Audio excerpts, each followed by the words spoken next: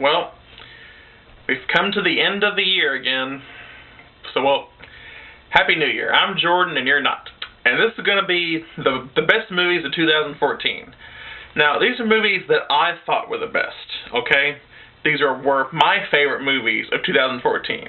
Okay? So, don't judge me, don't hate on me. You better respect my opinions, okay? Because if you don't, I'll cut you! Alright. I'm not going to really go in any order. I'm just going to talk about the movie, then go on. Ouija, the horror movie based on the board game, the Ouija board game.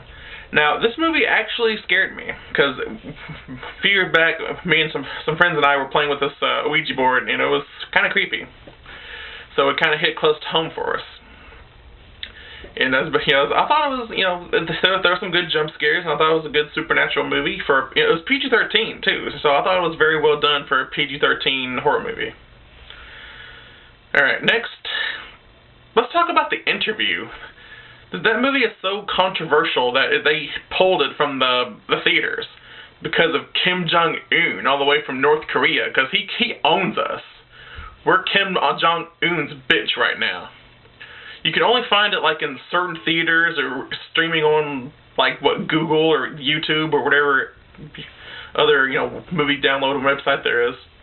I really wanted to see it too, and now we can't see it just because of Kim Jong-un, because they talk about killing or assassinating Kim Jong-un.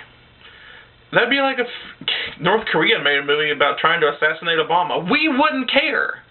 No one in the United States would care. We would watch it. We would think it's funny. We would be okay with the joke. It's just a joke. You don't have to make a big deal out of it. Don't have to declare war on us, you little drama queen. Sheesh. Okay, next, Dumb and Dumber 2. Now, I only put it in here because I thought it was a good comeback after 20 years. I was 4 when the original, Dumb and Dumber came out. Now I'm 18. I'm not 24, I'm 18. Okay, I'm 24. I'm old, alright? I'm old. So anyway. So yeah, I thought it was a great comeback for them. I thought it was a nice little follow-up sequel, tribute to the original, and it was a nice way to have them both back. Next.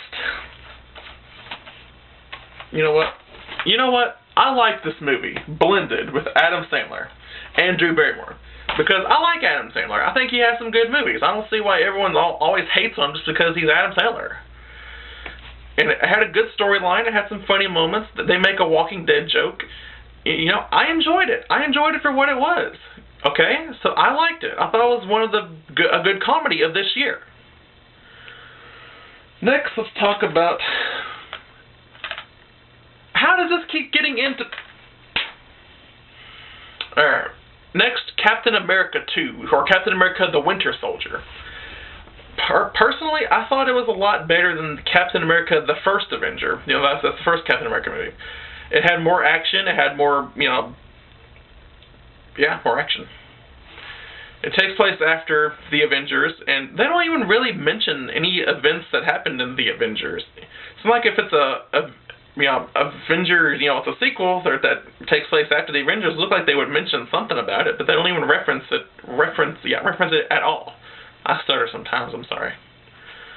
So yeah, I thought it was a great sequel, and I hope they do good with, or do well. I need to fix my grammar for next year.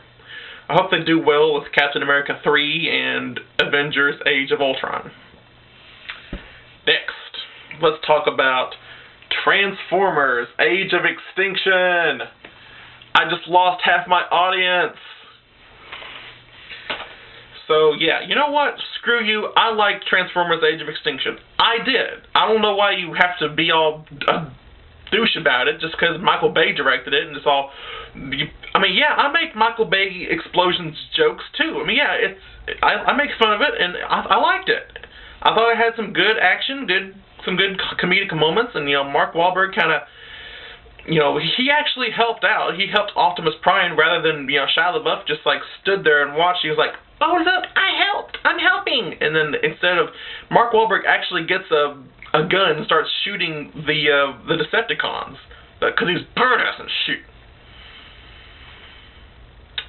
Okay, so also, yeah, I was gonna say I liked Neighbors too, with Seth Rogen, Neighbors, but I like that and Million Ways to Die in the West, just other little comedies, and Annabelle. I liked Annabelle. But let's talk about the movie, my number one movie. So I'm not picking Interstellar or Foxcatcher or Birdman or these movies that are so thought-provoking and they're artsy. I don't really care about that at all. I'm talking about 22 Jump Street. This was, without a doubt, my favorite movie of this entire year. Because I loved the first 21 Jump Street movie, which is a sequel to the series. So this is a sequel to the sequel to the series.